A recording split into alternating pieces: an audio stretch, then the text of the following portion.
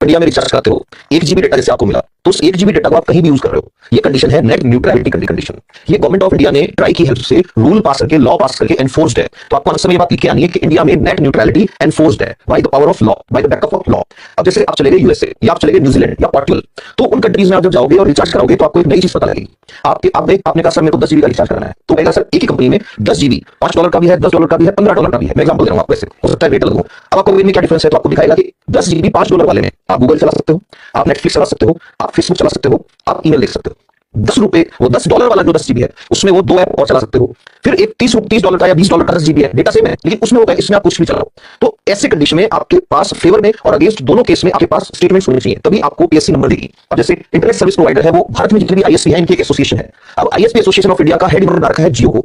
तो जियो की चीफशिप में इन्होंने कई बार रिक्वेस्ट की है साहब पर जीबी डेटा जो है ना वो ₹37 का रेट होना चाहिए मिनिमम, इससे कम अगर है तो हम नहीं दे पाएंगे डेटा। अब आप इमेजिन करो अगर बीएसएनएल